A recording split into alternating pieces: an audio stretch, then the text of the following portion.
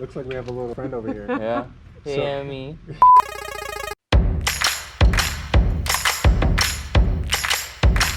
Alrighty, welcome back to the Gosey Guide. My name is Bobby, and today we have a special guest. We have Tony Poles.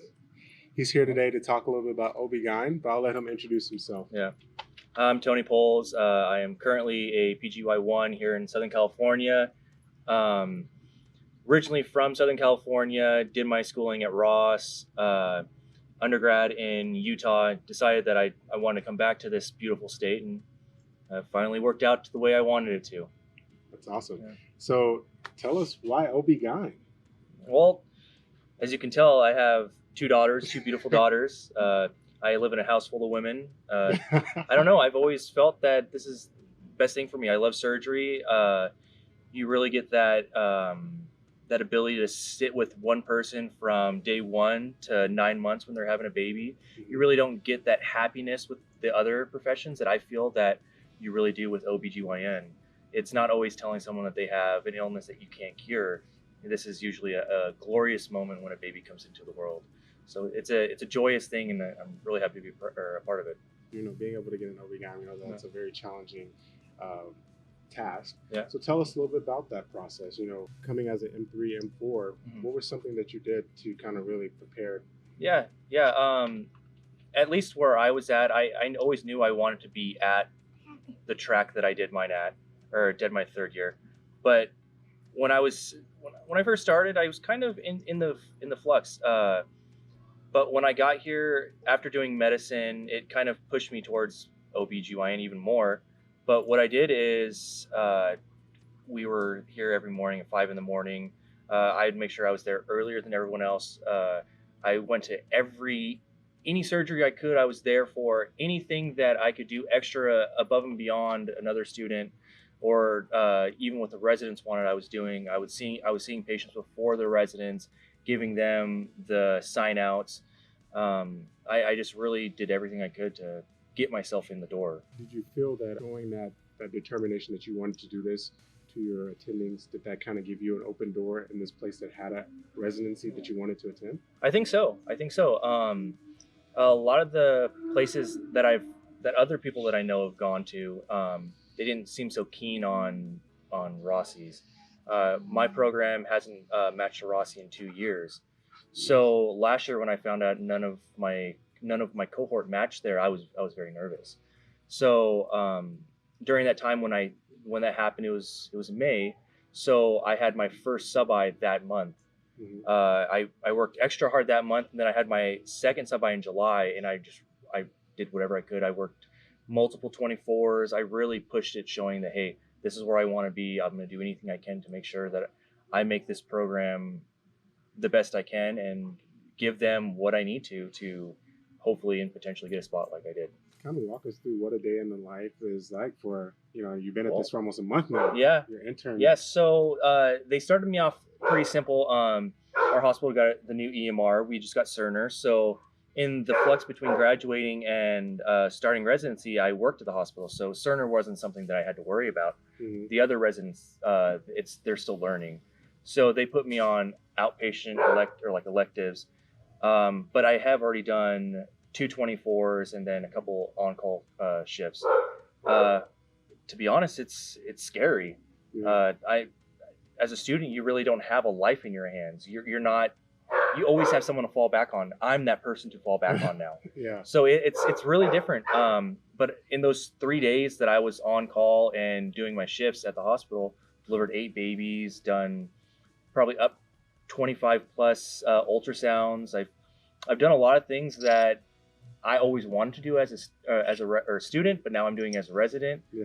It's really cool. It's very fast paced though. Most days I'm struggling to make sure I'm on time with my notes and everything, but it's a learning process. The residents always tell me that, yeah, you're not going to be up to speed like we are. I'm learning from second and third years that have been doing it for 1 to 2 years now. So it's a learning process for sure, but it's fun. So tell us a little bit how that process was transitioning from M4 to a resident. Did your program kind of help you, or did it just throw you out there? No, they didn't throw us out there. No, we had a Some places, a few of my cohorts from like family medicine, they had 2 weeks of boot camp. I had 3 days. During that 3 days, it was real rigorous. We were 7 a.m. to 5 p.m. going over everything that we need to know for the floor. Yeah. So we learned how to write a note. We learned how to like talk to patients. We learned like the most common patients that we're going to see in triage. We learned how to deliver. We learned how to do balloons, which I still can't do that yet. Learned how to AROM and a few other things that's what we usually get called for. So they wanted to make sure that we're prepared for that. And they didn't throw us out there at all. They really wanted to make sure that we're there for success. Yeah. But again, it's a learning curve. I mean, as a fourth year student, we're seeing patients, we're reporting to the intern, we're giving sign out, but we're not doing the note. We're not going to the patient's room and actually rupturing her membranes. We're not going to the patient's room and doing a cervical exam. Yeah. So those are all new things to me Mm-hmm. that in the last 2 weeks I've had to learn by someone else kind of showing me. Not really, I mean, yeah, there's articles and things that I can read, but it's nothing like real life. Like you have to do it and learn and get that repetition before you're actually good at what you're doing. Yeah. So it's very different. It's no matter what specialty you get into, being a student to that transition into a medical doctor is going to be just like undergrad to medical school. It's completely different than any expectations that you'll ever have. Yeah. That's good. That's very well said. Kind of on that same wavelength, what's the biggest challenge you've had thus far? I mean, I know it's only been a month, but has there been something that was very, very challenging to you? Yeah. Even though like I know the system, we have so many things that have to be done at a specific time when a patient comes in. Say a patient comes into triage and I'm getting everything done, but then I get a call about a delivery. I have to let that patient know, hey, sorry, and I have to run. So my time management is something that I'm still really working on the kinks. And I think that's the biggest thing, because in medical school, you're kind of like, you can take a little bit more time on what you're doing. You can think through the information a little bit more before you actually put it into a note and send it off. Yeah. As a resident, you don't have that luxury as much anymore. You know you have to get everything done in a timely manner, or someone else's condition or life is kind of on the line. You have to make sure that you're ready to take care of them too. Yeah. So it's that I think that's been the biggest one so far. Gotcha. And then on the opposite end, what's been the most rewarding thing? I know that may be an easy answer. Dude. Delivering a baby. Like that's of course the most rewarding thing so far. Awesome. Yeah. I guess now take us a little bit back to, backtrack a little bit to your M3, M4. How did you study or prepare for the board exam? Between M2 and M3, I took a little time off studying for Step 1. Step 1 was probably by far the hardest test that I've taken to date. Step 2 really doesn't compare. But going into Step 2, studying, it really depends on like rotations. I did all of my 3-month rotations, so surgery and medicine up front. So when I was getting ready to take Step 2, I had a little bit more time. I was able to study through Becker. I was able to go through Becker and use their online resources. I did their online class that they had, which I felt really helped. And then I just did a lot of questions. I went through URoll twice. So doing that, I felt helped tremendously. I don't know if any other resource is as good as URoll for any of the exams that we do. Yeah. But I really had it good because my last one was psych, and I don't care if you guys like psych, that's plenty good for you. But to me, I did not like it at all. It was the one rotation that I just kind of was there just to be there and didn't do anything I had to do more than what was required of me. Yeah. But every day after I got done, I'd go home, study, do 40 to 80 questions a day. I had my shelf on a Friday. The day after that, I took comp, and less than a month after that, I took step 2 CK. I got a good score. I got into the 240s. If I can do it, I know anybody else can do it. I know they're kind of biting at the bit to ask this question, but what was your score for Step 1? Step 1, I was. I know we always talk about like a specific score, but for my program, most programs, if you get above 220 and 230, you're good. And I was in that range. Awesome. Yeah. Was that kind of similar for your Step 2 as well? No, step two, I was happy. I really wanted to push myself and get at least 15 points above. I got 18 points higher than my step one. So, Good job, man. yeah, thank you. So coming to that, I pushed myself to the point where I felt was good. And yeah, I pushed from 220s, 230s into the 240 range. So I was very happy. Yeah, I was ecstatic to say the least. Nothing could explain how happy. And of course, I mean, we always think, yeah, we could always do 10 more points, 5 more points, whatever it is, but just a little bit more. But I was very happy with what I got. Tell us a little about the interview process. How many interviews did you get, and how many places did you apply to? So I applied to 134 places. Okay. California has always been my number one. Mm-hmm. As most people know, for an IMG like we are, a lot of places see Ross and they just kind of discount us, which is really bad, because a lot of us are really good students that really want to help, and I know will be beneficial for anything that we get into. Mm-hmm. I had, of the 134 places, I had 8 interviews, and I interviewed at 7. I really didn't care what the interview was. If they asked me if I wanted to, I said yes. I was not going to say anything about it. I took the interview and was happy. 3 of my interviews were in New York. Good programs, just not for me. I'm a California kid. I've always been that. West Coast. Yeah, West Coast, best coast. So I've always thought that this is the place where I wanted to be. I was happily, I was never going to say no to them. If I ended up there, I would have been happy. It would have been 4 years, and then I could come back here and be fine. Yeah. But I'm very happy with me getting where I ended up. But that process is pretty daunting when you think about it. I applied 134 places, and I got 7 interviews, or 8 interviews. Interviewed at 7. It's stressful. Yeah, it's stressful. And I didn't have a backup. I went straight OB. Ross told me, "What's your backup?" And they made me sign a waiver saying I did not have one. Yeah. So they literally said, "Hey, if you don't match, that's on you," kind of thing. So I felt like they weren't having my back in what I wanted to do. Mm-hmm. But in the long run, it worked out. I mean, I matched. Yeah. But I had to have the faith in myself that I didn't feel that they had in me. That's determination right there. Yeah. And that's good to see. So do you feel that you matched at your top program? This was my top program, yeah. Okay.